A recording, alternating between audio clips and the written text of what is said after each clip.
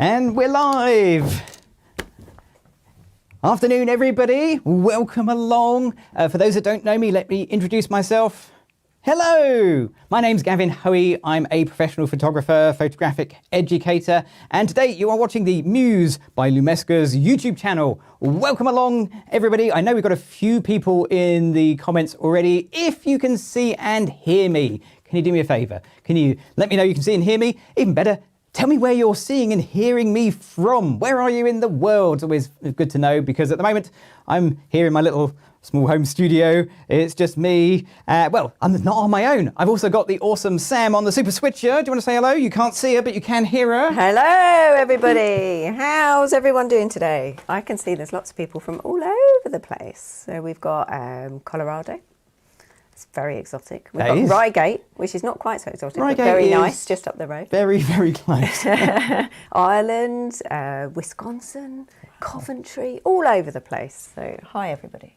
Fantastic. Thank you very much for joining me today. So for those that haven't been to one of these before, this is a live webinar. It's not a pre-recorded. Unless you are watching the recording, then it is recorded, but it was recorded live. Does that make sense? So this is completely live. Basically, anything could go wrong in the next 45 to 60 minutes. It's kind of in the lap of the gods, which is kind of quite exciting. But these things are definitely best if you interact. So if you're watching and you've got a question, stick it in the comments. As long as it's to do with photography, specifically kind of to do with color and editing, then Sam will fire the questions over to me.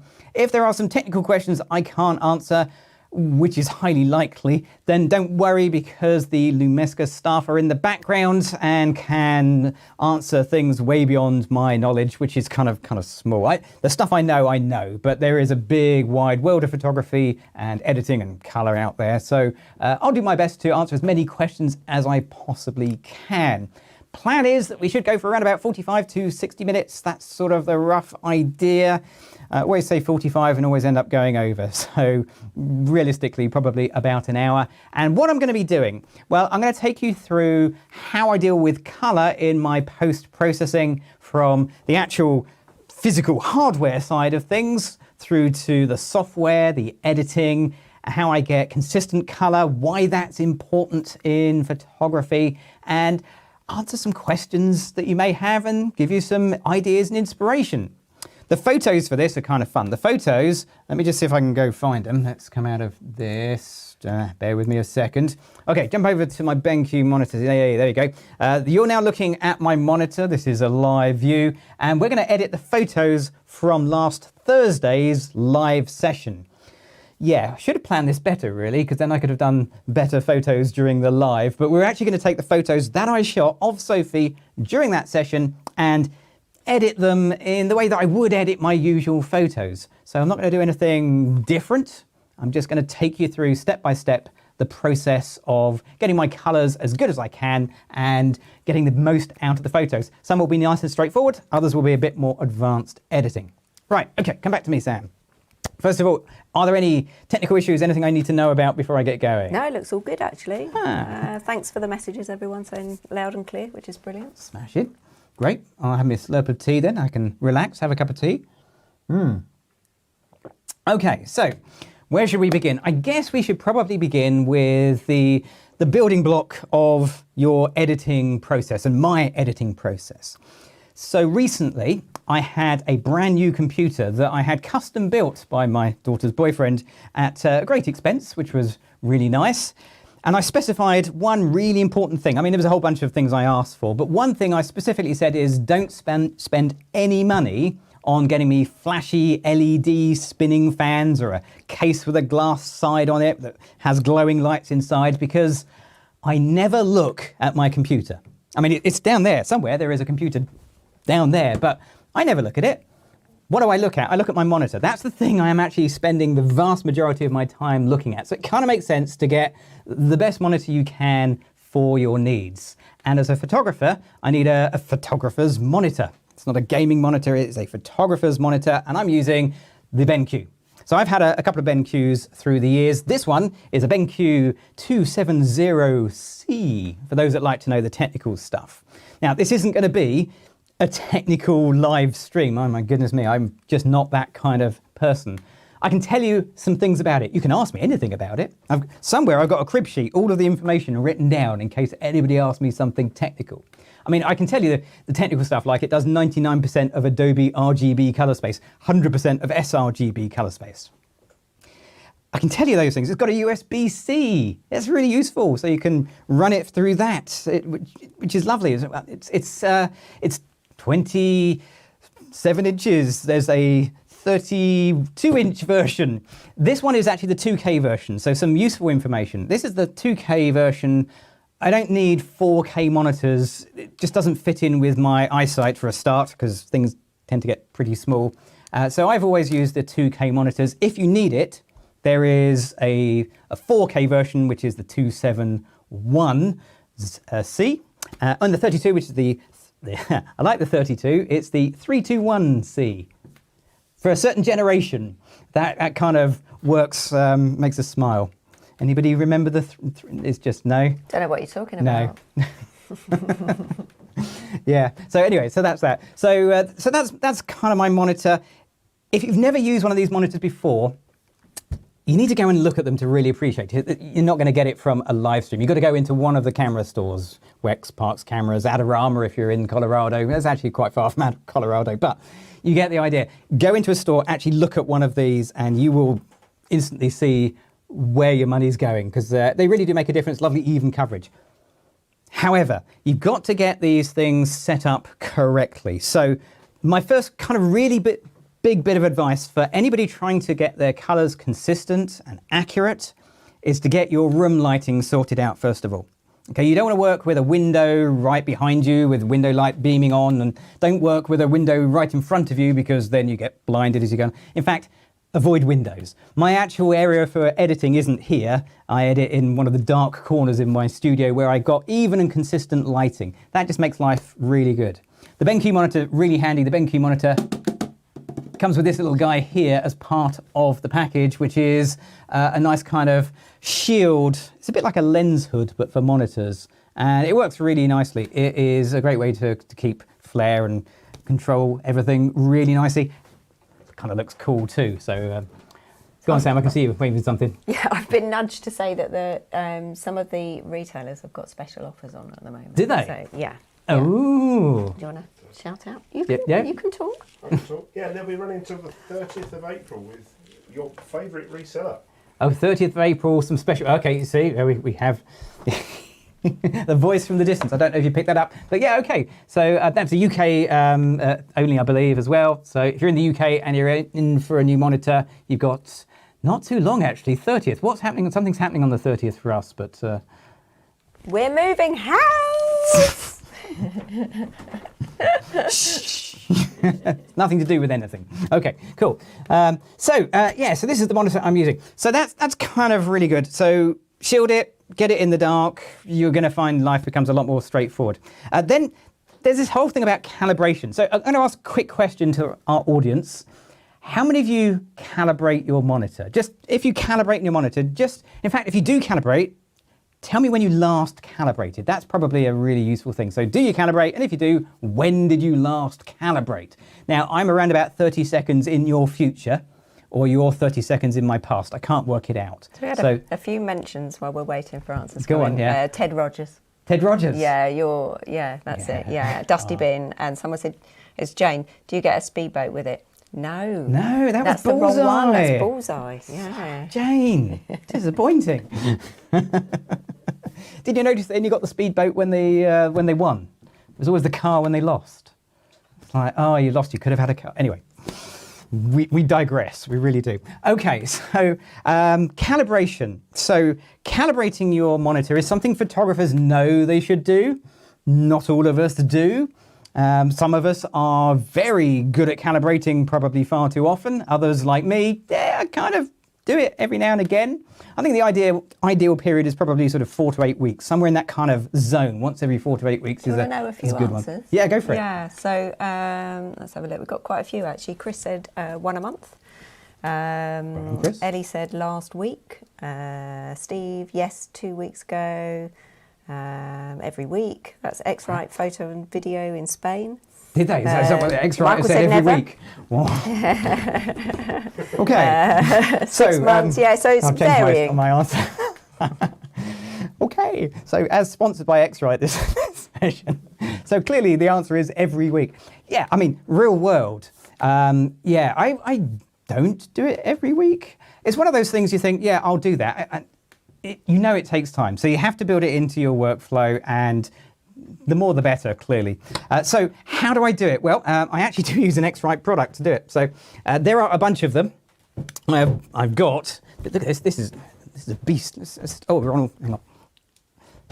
There we go. I forgot I was going to need to do something like that. There we go. This is the X-Rite i1 Studio. This thing, if you into your calibration, will calibrate your screen and your prints and everything else. That is quite the beast. I don't have one of those. That's borrowed. I use this little guy here. So this is my calibration tool. It's attached, so I can't get it much closer than that. There we are. Right way up. That is the i1 Pro. That is my little calibration tool. It kind of has a little bit in there where you pop it on. I'm going to take you through it. Now, I can't actually calibrate live on a live stream for various technical reasons, but I'm going to walk you through what I do on my clearly not regular enough basis. So let's jump into Palette Master. So there is a bunch of tools you can use. I use Palette Master. It kind of fits in with the hardware calibration of the BenQ. They go together really nicely. But when I try and run it, do you want to jump over to my BenQ, Sam? I can't run it today because I am mirroring my display. So my display is set so you can see it as well as me. Otherwise, only one of us would be able to see it, and that wouldn't work so well on a live. But this is the software I use, and although I can't actually do it live, I'll take you through the steps. Jump to the side camera might be useful for this one. Yeah, there we go. Oh, wrong one. I'm going to grab my little i1. There's a really handy-dandy little hole at the top. Did I just say handy-dandy? Oh, dear. I was going to mention it, but I thought we'd just let that one go. There's a hole at the top of the shade, and I can just bring that down, and I just pop it onto the display. Now, my little tip is just slightly tilt the screen back so it doesn't sort of wobble off, which is kind of really useful to do.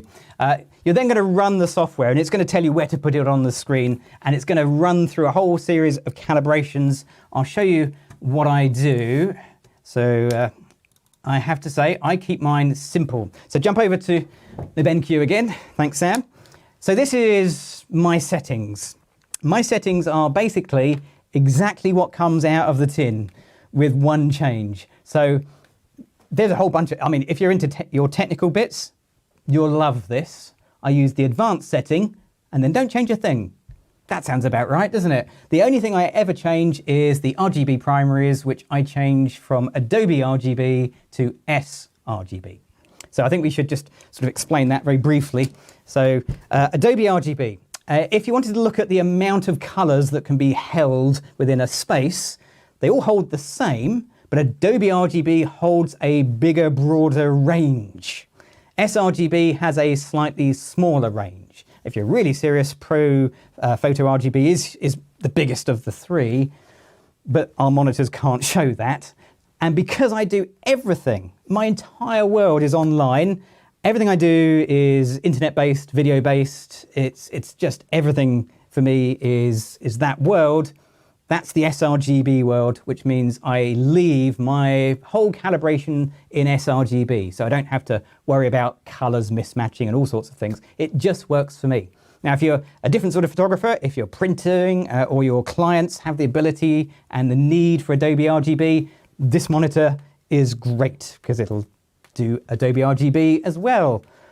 If you're like me, you just want the evenness of display and I'll tell you the thing I really like.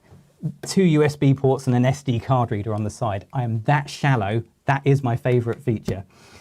That is why I love using these monitors. So it'll work whatever level you want to be at in your calibration. When you're done, you'll get a little message like this that says, yay, you're done, and some lovely statistics, if you like your statistics. So I got a whole bunch of statistics here of name of the monitor, type of monitor, and then how accurate it really is. And if you really want to feel good about yourself, you can then calibrate or validate the calibration, and it'll tell you something like this. And I get a pass. I mean, I know it's not for the monitor, but I like to, it's for the monitor and not for me, but I like to think it's for me. I like to think that I've passed something. I feel good about myself now, and which is nice, isn't it? It's good to feel good. Yeah, okay, it's been a long lockdown. Let's I do have a question. Fire away. So Steve asked if there's any difference between Mac and other monitors when calibrating. I'm not sure if that's something you can answer. Yeah, I mean, I've never used a Mac in my life, so I'm probably not the best person to answer, but will there be a difference? Yeah, every monitor is slightly different. So if you calibrate your monitors, I mean, the calibration tools will work with any monitor. That's not a problem at all. So yeah, there will be a difference. All you can do with the calibration, get something clear, you're not trying to make every monitor on the planet look the same. It just doesn't work like that. What you're trying to do is make your monitor look the same today, next week, and the week after apparently, and the week after that. That's the idea. So you're trying to get consistency in your workflow. You cannot make everybody's workflow match yours, but you can make yours consistent. That's my theory. Okay, cool. Right, so that's my sort of calibration side of things. We really want to get on and have a look at a few photos. So let's come out of that and we'll have a little look. So editing, let's move into there. We've got our monitor, it's calibrated. Now we want to start getting the best out of the images on screen. So if you joined me last Thursday, you saw me for an hour and 40 minutes go slightly crazy in my small home studio. If you joined me right at the end and you were there for the end, you know, things really did get quite nuts, but we'll get to that. We shared a whole bunch of pictures. So if you signed up for this course, it's not really a course. I've suddenly really grandized this. It's not really a course. If you signed up for this live stream, there were some raw files that I shared through Lumesca. And if you didn't, I guess Lumesca, if you contact them, might be able to provide them at some future point. Just wait for us to finish the live stream first. So there were a whole bunch of images. Sam, can you jump to my BenQ? Thanks. There we go. Okay, so these are the images that I shared. And the ones I really wanted to share are the ones here with the little X-Rite ColorChecker Passport and some relevant images to go with it. So we're going to look at those, but we're not just going to look at those because I took loads and loads and loads of pictures. And the first picture we're actually going to look at isn't one I shared because it's actually this one, which is the least interesting picture but the most important. So first things first, I'm editing all of my pictures in Photoshop. I'm not a Lightroom user. I can use it, but I've always used Photoshop. That's my thing. If you're a Lightroom user, you are not being left out because this is Adobe Camera Raw, which is Lightroom in another name. Underneath the skin, everything is the same as Lightroom's Develop module. Okay. So if you join me on Thursday, you know that this was my first picture and it was really, really important because it was all of the camera settings that I was using, but without the flash firing. So my camera settings are along the top here. And this is a picture, no flash, no photo, which meant that I'm in control of the lighting in the shots. The room light wasn't being affected. And just to prove it, if I just get my exposure and increase it, there's Sophie hidden in the shadows. So I hadn't broken the camera, it was just very, very underexposed. So the room lights are what you're seeing there. And had I got any of the room lights interfering with my flash, I'd have had two different light sources, two different colors of light. That's not going to give you consistent colors, could lead to blurring slightly of the images on moving subjects. It's just bad news. So always take a test shot, no flash, no picture. Okay, once you've done that, you're good to go. So this is one of the most important pictures you can take because this is where you start to get consistent colors. Now, color accuracy is going to be important for some photographers and vital for other photographers. What level you're at is going to be defined by your photography. I tend to fall somewhere in between. It's always important. Sometimes it's critical depending on the job in hand. So this is the X-Rite ColorChecker Passport. It is a photo I take once I've got my lighting set, and it's really useful. And I'll show you two ways in which I use it. So let's start with the useful way, not the critical way, in my view, the useful way. So this is a lovely Sophie. And as you can see, there is a whole bunch of grey swatches along the top. Notice that there are little pictures of people, there and there, and a small sun and a big sun. There's also landscape. These are supposed to be mountains with a snowflake and the sunshine. We're only looking at the portraits because I'm a portrait photographer. That's the ones I'm interested in. These are grey references.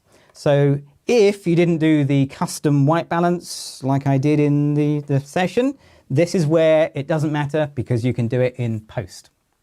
So if I zoom out slightly and I get my white balance eyedropper tool and I click on the first swatch on the left-hand side, hopefully you can see that the white balance magically improved. Okay, so that is already better than the first setting, which was set to flash. So I set it to flash because I was using flash. I click on the little grey swatch and just instantly better photo. As I go along, I'll get a warmer and warmer white balance. And you can actually see the temperature shift. As I change it, you'll see there is a very, very specific shift. It's really accurate. So I can have warmer, warmer, or very warm white balance. Quite a difference between the before and after. You can really spot how that has made a big change to the white balance. And that's just one click. It's that simple. So that is sort of the really simple way of using the ColorChecker Passport for white balance. How many of you do that? Does anybody have one of these already? Out of interest, is anybody using the ColorChecker Passport? I mean, I've had one for years. It always goes with me in my camera bag because they fold up really small. You can kind of see it down on the desk. There we go. Sam, can you go back to the main wide camera for me? Yeah, there we go. So like that one I can bring up. Okay. Here we go. Those are the greys. These are supposed to be for metering. I use them as a quick impromptu white balance. And then these are the bits that we are using for getting the white balance accurate. And we'll talk about that side in a little bit.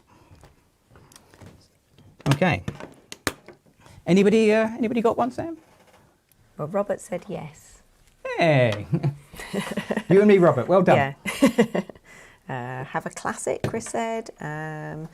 Derek, I use a normal 18% grey card. Yeah, that's fine.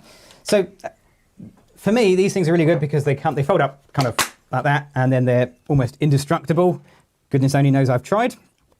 So they're really good. There are alternatives. I mean, they do big ones if you really kind of that kind of crazy size. So there's a whole bunch of different versions of it, but this for photography is really good. And it is, I think, perhaps one of the best things you can get to get your colors consistent.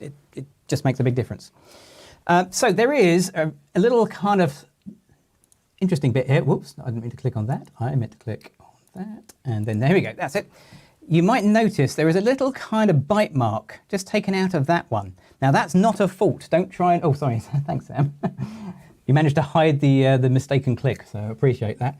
That's a little bite mark. That little bite mark isn't a mistake. That tells you that this is neutral. This is the neutral grey.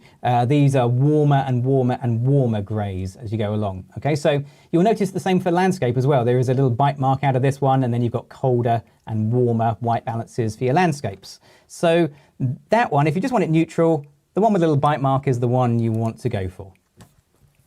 Okay. I had a few other comments actually. So Chaz said he's had his for years, and M. Sweeney, don't know your first name, but yes, have it, but don't use it really. Jane said, yes, I do, and I've used it after your recent Olympus Tech Tuesday and did an indoor shoot for an interior designer, and it really helped. So that's excellent. Really good. Yeah. Keith, I have one also. David, I have one. Yeah, so good responses there. Good. Thank you very much.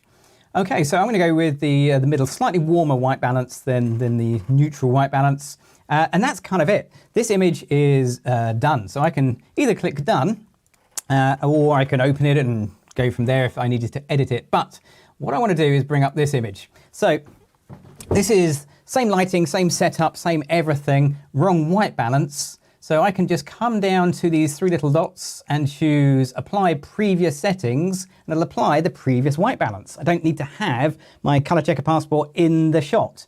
I can just say, okay, the only thing I changed on the last shot was the white balance. Bingo, apply the same settings and I can get exactly the same settings. So let's do a little edit on this one. So this was a white background, deliberate white background. And when I throw up the highlight warning, I can see that, yeah, this is pure white up here, but it's not as white as I remember seeing actually when I took the photos. So one of the things you'll find with RAW files is when you do this, you will find whites tend to be missing that were there when you took your original picture. It's just how Adobe interprets the whites, at least for me. So I always find myself bringing the whites up something like that, and you can see the difference as I do. So that fills the softbox really nicely. But what I'd like to do is try and make the whole of this white. Now there are areas I can't do anything about, such as anywhere where Sophie is outside of the softbox. So let's just come in here and, whoops, and just crop this a little bit off the bottom, a little bit off the top. That's pretty good. And I'm looking right here in the corner where Sophie's arm is. I don't want her to go anywhere where the arm doesn't go up against the white background. Okay, that's me done. Press enter to crop. And then all I need to do is to turn the rest of this image white. So that's nice and easy. I'm just going to get the adjustment brush and I'm going to reset my adjustment brush. I'm not going to adjust the exposure. I'm going to take the highlights, the shadows, the whites and the blacks and basically max them out. And then I can just paint all the way across here, all the way around here, like that. If we turn on my clipping warning, we'll see it's not white yet. That's okay. We'll make another brush. There we go. And now I have white, oh, we can go a third one, right the way to the edges. Job done. Fantastic.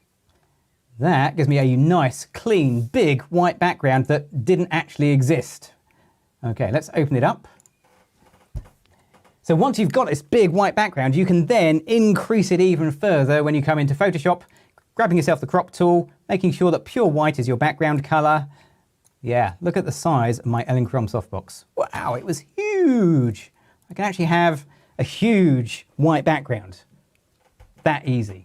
Okay, so getting your backgrounds pure white or pure black is a really nice thing to do because it gives you the ability to expand that out.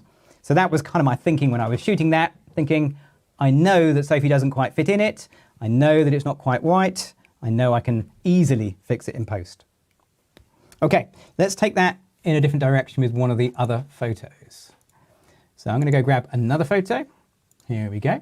I'm going to do it this way around. So I will grab my ColorChecker Passport and we'll grab this one. So this is another one of the photos that we shared. So if you're a Lightroom user, it starts to look a little bit more like Lightroom now because you now have a little film strip along the bottom. I can select both of these and ask the synchronization to, well, synchronize in. So I end up with the same white balance. So the other way of doing it is to open any file with your ColorChecker Passport and synchronize the files across the entire, and it could be 1, it could be 10. Okay, so that gives me the right white balance right there. Okay, pop it down the bottom out of the way.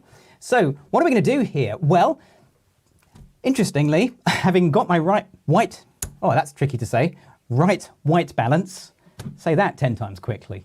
I'm actually going to change the skin tones a little bit in a different sort of way. So I'm going to take the color mixer, and it used to be called the targeted adjustment tool, but it's now called color mixer.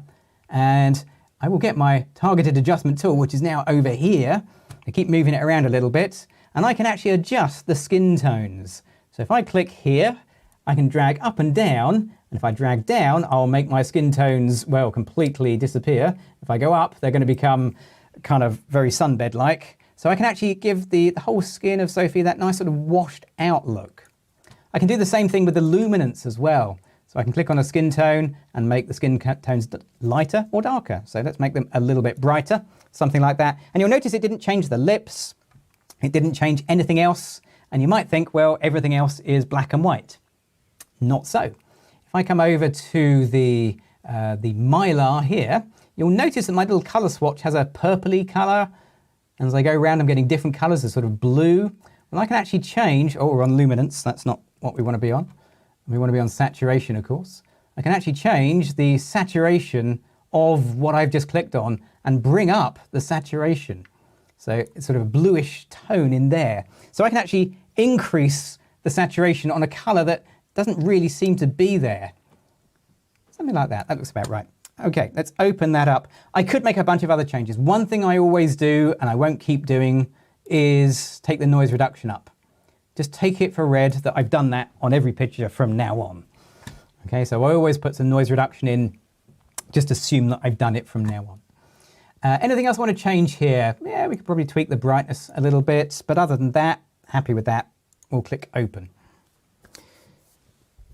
Okay, so that's done the editing I want inside of Camera Raw. We now need to do some fixing around the outside.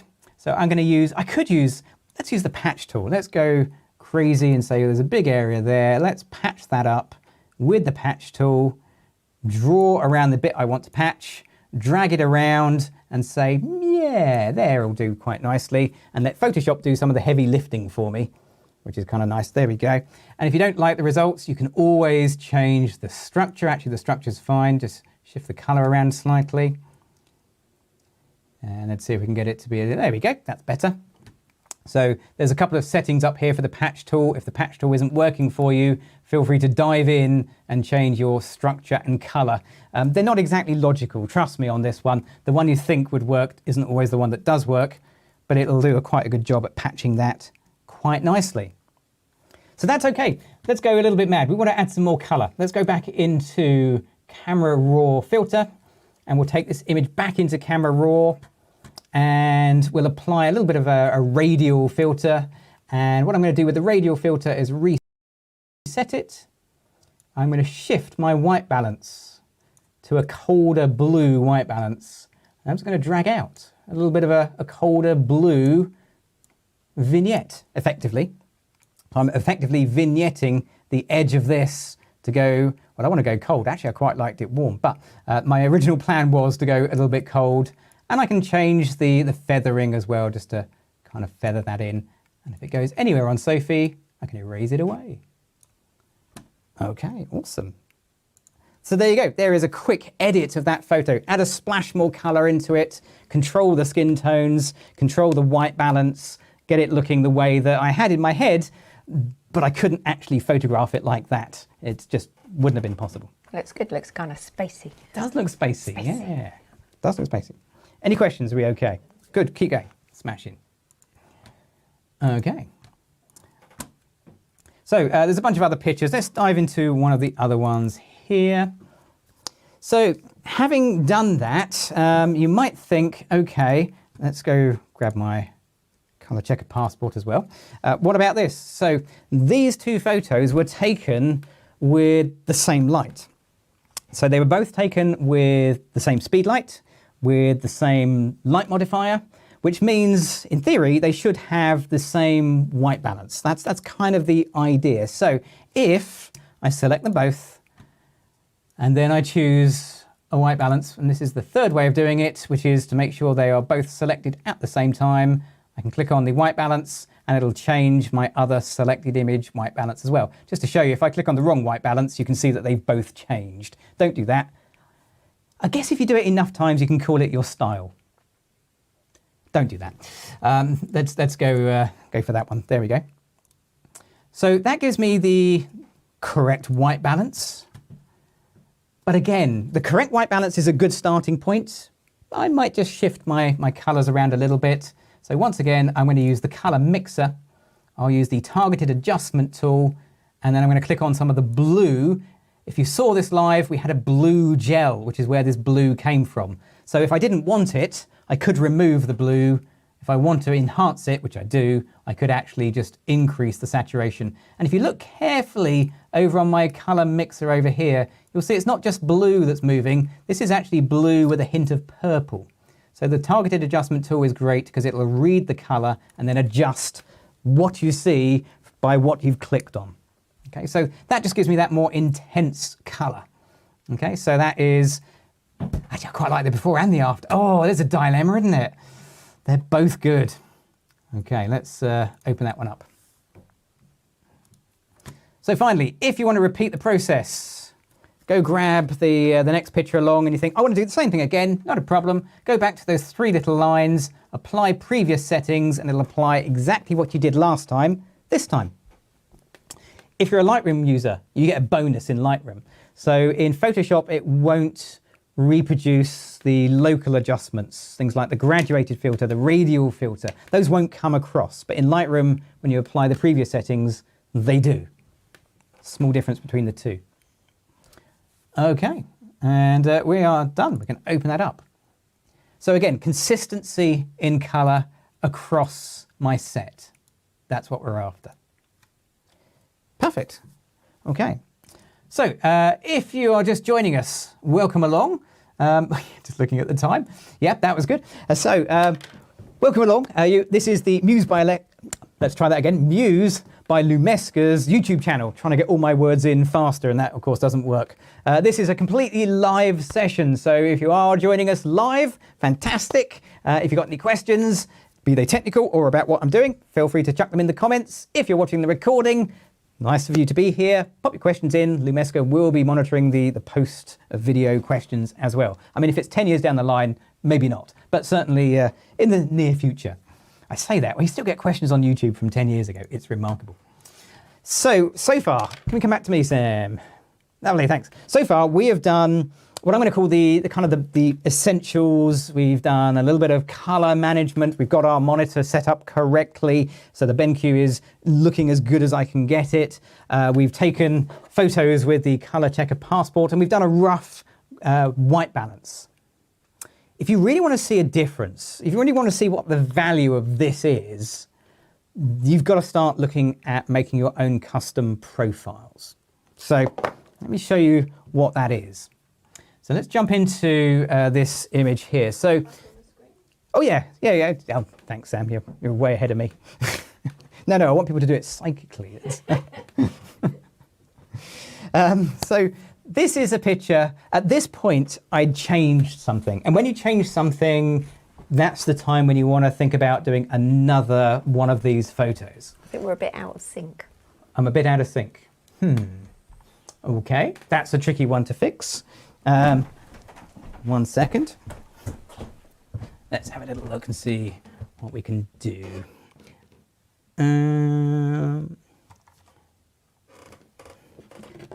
Yep. Bear with us, everyone. We're just having a little tech tryout here to see whether we can get things back in sync.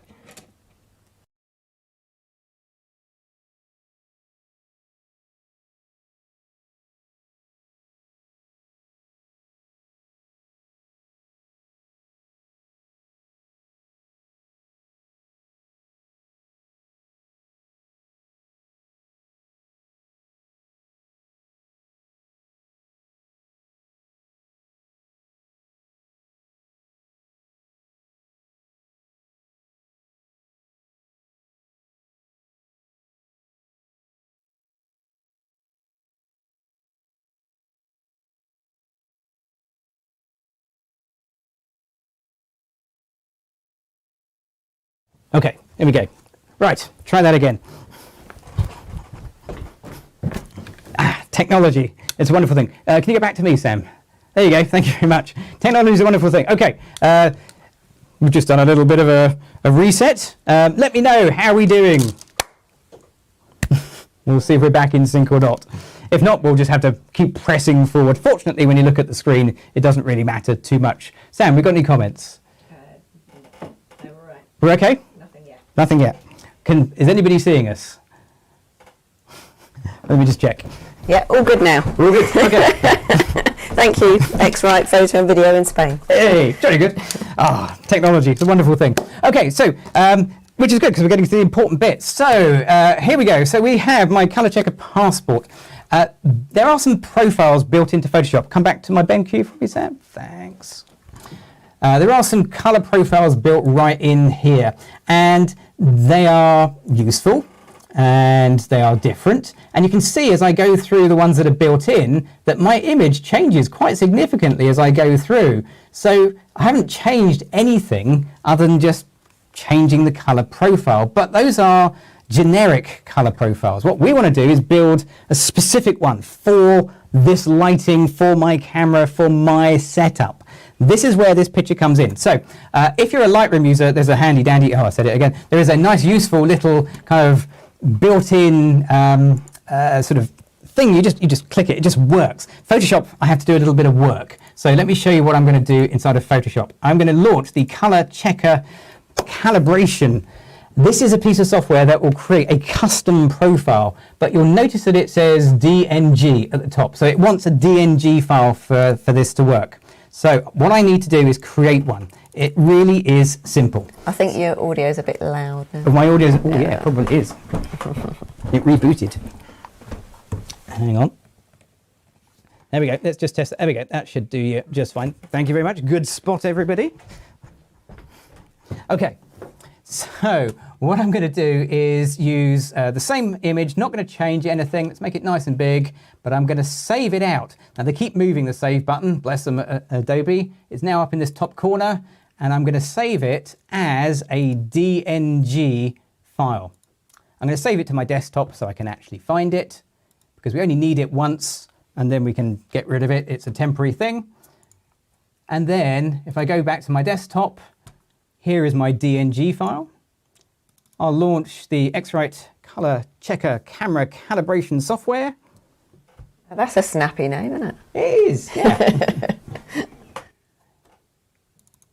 And there we go.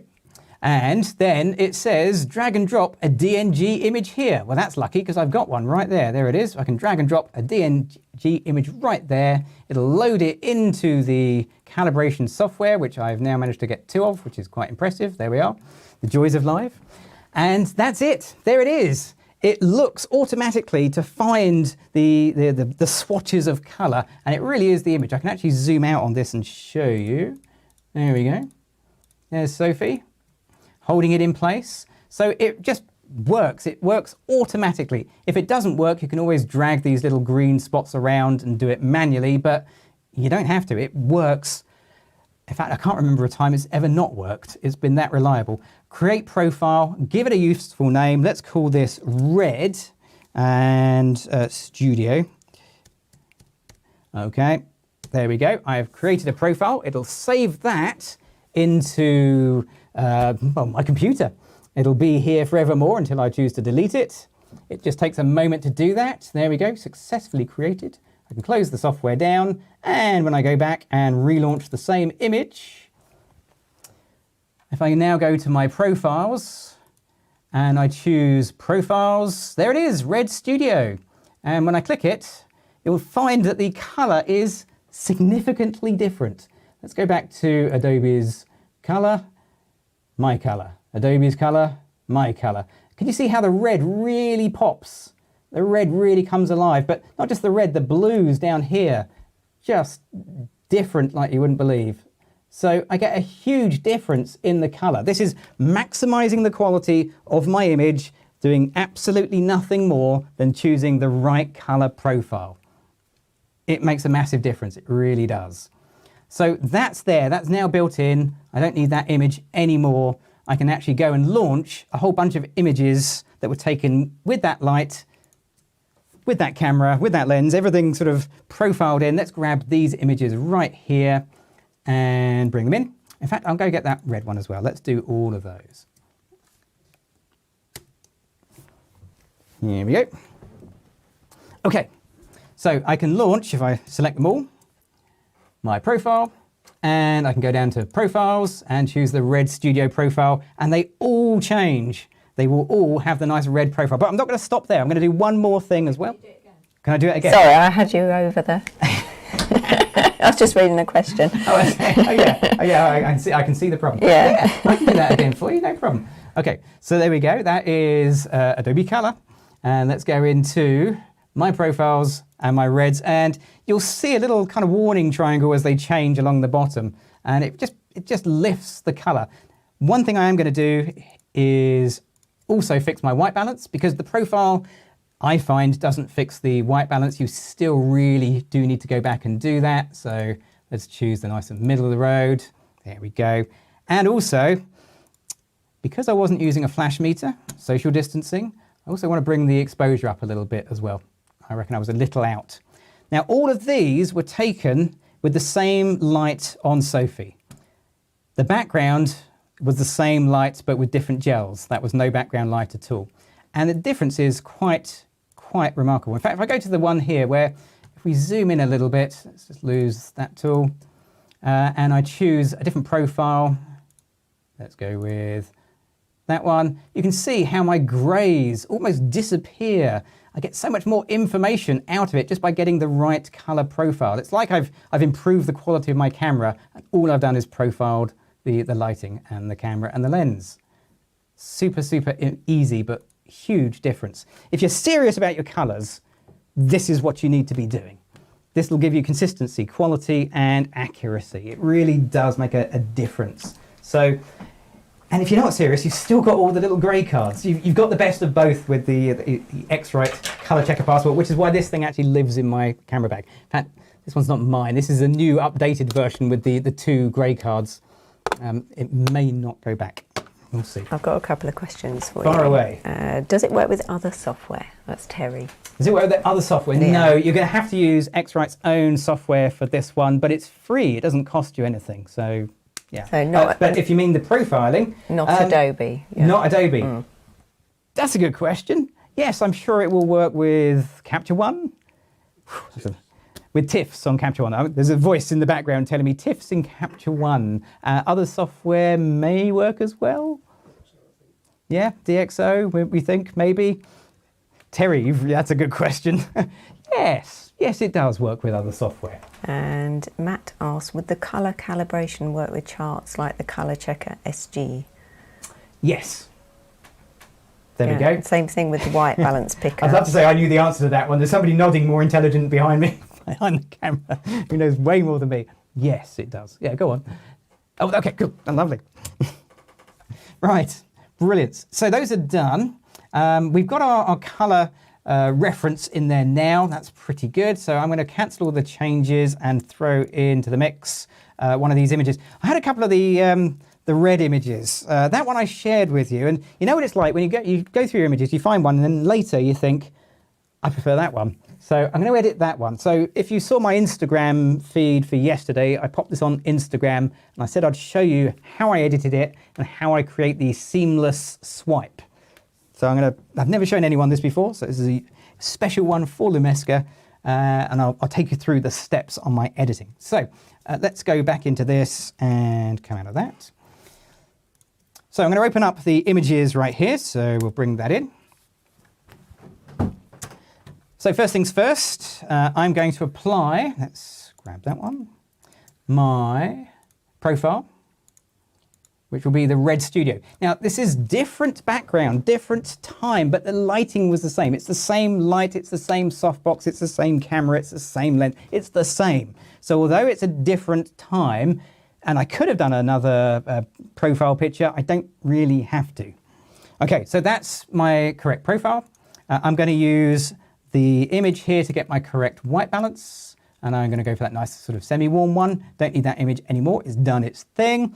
We can close those down, hide those. I'll adjust the exposure a little bit, because once again, I reckon I was a touch out. And I'd like to put a little bit more of a dramatic lighting effect in here. So my lighting effect is going to be the radial filter.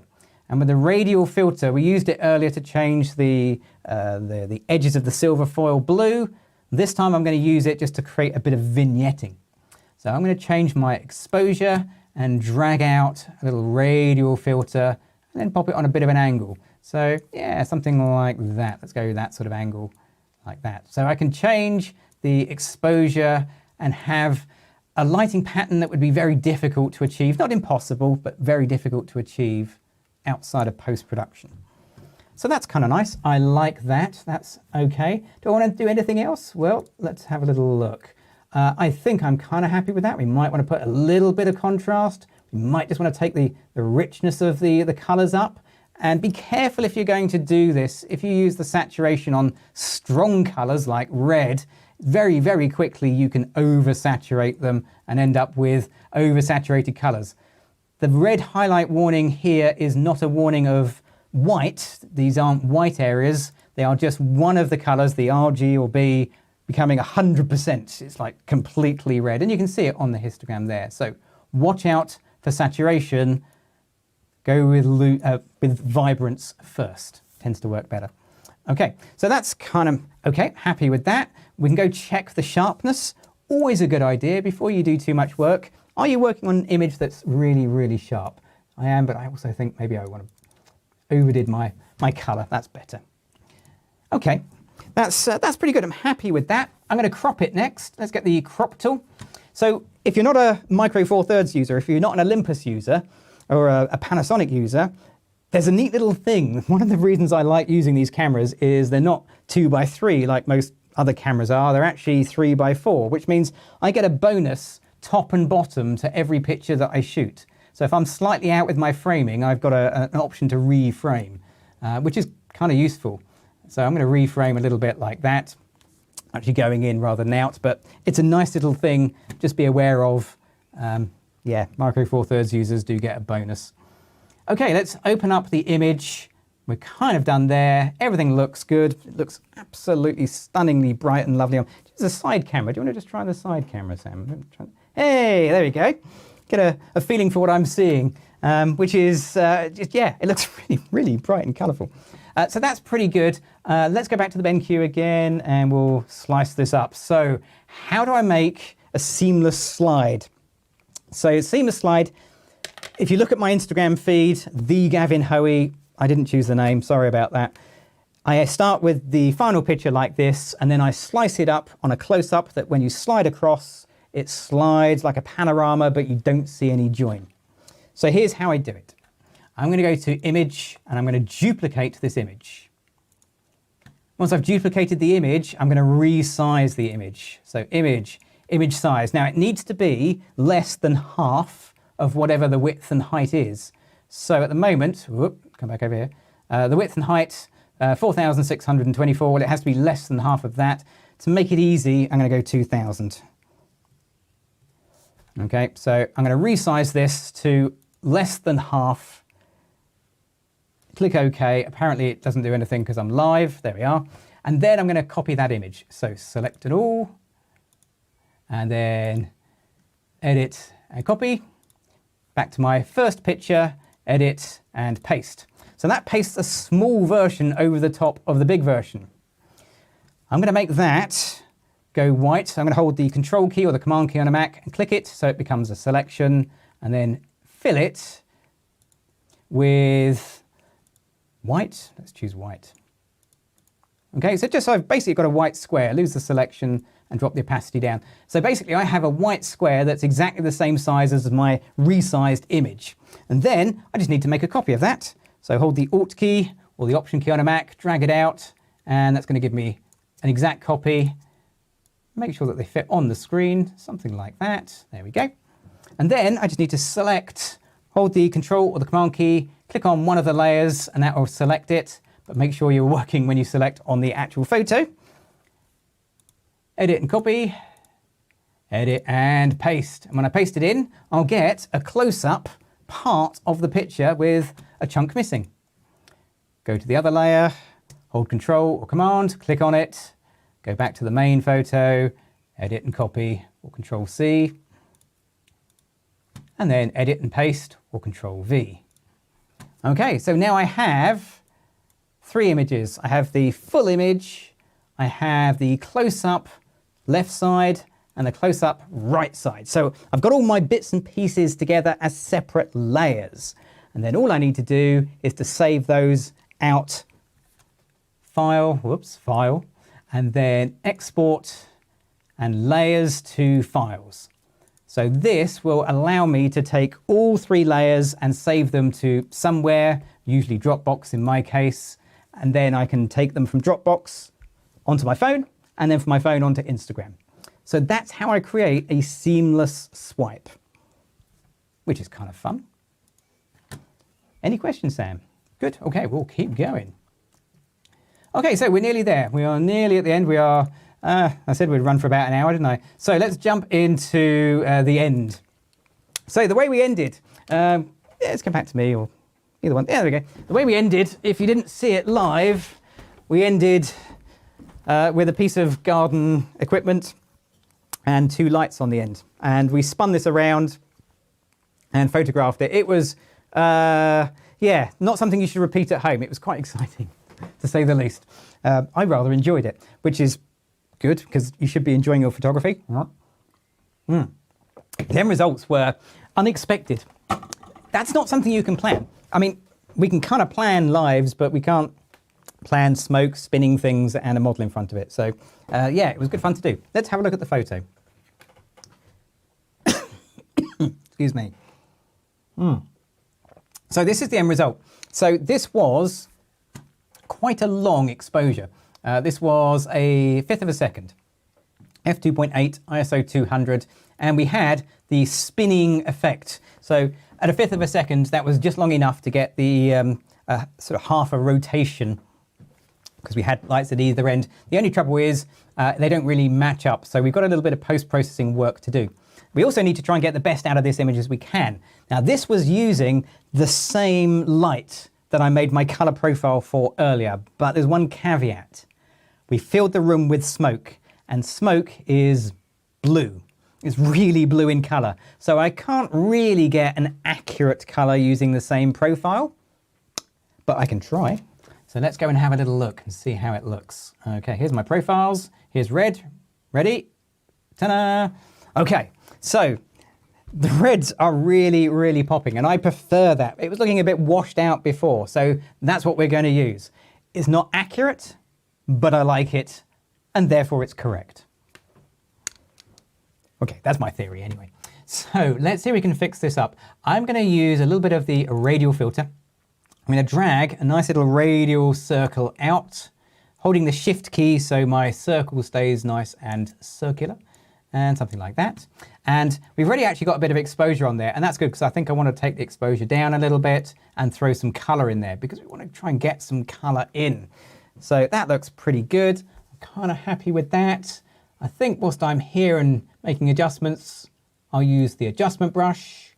And I think what we'll do is just take the highlights down a little bit on Sophie's chest and down her legs a little bit, just so I have a brighter area on her face, and I'll just drop the saturation on those areas a tiny bit too, just to match. Okay, I'm kind of happy with that. We could try a bit of dehaze. There was quite a bit of haze in the room, and we could try a little exposure shift. Yeah, okay. Okay with that, let's open that up. So that's given me a lot more color. That's what I kind of had in my head when I was taking the photos. We didn't quite get there on the day, joys of live, but that's getting pretty close. Last thing I want to do, the last little bit of this session, is to try and fix the spinning areas here where they overlapped. They didn't quite line up perfectly, which wasn't surprising. If you saw it live, you'll know why. If you didn't see it live, go back and check out the Amused by Lumesca's YouTube page. Well, you're on it now. This YouTube channel, but when we're finished, you can go watch the entire session. It was quite something. So let's see if we can sort that out. And I'm going to sort it out by making a copy layer, and we'll just come and duplicate the layer. And then what I'm going to do is use a bit of free transform. So we'll go to edit, transform, free transform, there it is. And I'll just spin this around. So I'm going to spin it around a little bit, something like that. I'll change the opacity so I can see what's going on, and then I'm going to try and carefully line these areas up at the top. Yep, I'm going to cheat. Okay, here we go. Something like that. Okay, so we've kind of lined that up reasonably well. I'm sort of happy. I could nudge it slightly. It's never going to line up absolutely perfect because, well, the device for spinning it was not exactly designed for the job, but it'll do a pretty good job like that, I think. Turn the opacity back up again, and then I'm going to put a layer mask on here. So layer, let's come in and see if we can apply that, that's it. Layer mask, and hide all. So that's going to hide what I've just put in place. There is a layer mask here, it is black, which means I need a paintbrush that is white. And if I go in nice and close, take my time, bigger, softer brush, we can just bring these back through like that. And if I had more time, we could get this even neater, but because we're a little short of time, that looks okay. I'm going to leave it like that. That looks pretty good. Let's come down here, and we can just take that in and sort of blend that into the tassels. Yeah, looks okay. And poor old Sophie had to stay absolutely still for these photos. So when you go and have a look at the detail, and you can see the individual weave on her jeans, you can see the detail in her eye makeup. She did a fantastic job because we had ambient light from these spinning things. We just had ambient light generally at 1/5 of a second, and we were mixing flash in there together, which is exactly how I said not to do it right at the start of this session. But I've done my best I can with what I've got. I've done my workflow. I've got my monitor correctly calibrated, so this is looking exactly how I want it to look. And I know and can be confident that that is going to match my usual workflow. Confidence is what it's all about, and that worked fantastically. Okay, any questions? Just had one come in. Just initials on here, so it's I. I. In Lightroom, is the preset the same as the profile? So if you're in Lightroom, it's basically the same. Camera Raw and Lightroom are effectively the same thing. I can't tell you where it is. I'm just not a Lightroom user to be able to tell you exactly where it is, but it's going to be in the develop module. It's going to be on the basic panel. It's going to be there, or maybe it's called the editing panel now, but it's going to be there in more or less the same place. If you can't see it, look for the standard profiles, drop it down, and you'll find your custom profile in there. Okay, cool. Right, there we go. So, wow, that was 45 minutes plus a little bit. So thank you very much for sticking with me. I hope you found that useful. That's a little insight into what I do with this kit. Photography is all about having fun. You want to get consistency in your colors. You want to get them accurate, but you also got to have some fun with your photography as well. So hopefully that's what we've done for you today. I'd like to thank a few people for making this possible. There's the awesome Sam on the Super Switcher, who has, again, excelled herself. Thank you. Thanks for joining in, everyone. The Lemesca staff, who are both here and virtually. I know they're in the comments as well. Thank you so much for allowing me to do this. I genuinely appreciate it. BenQ and X-Rite have been the sponsors for this. Absolutely brilliant. And I'm happy to do stuff for people I actually use.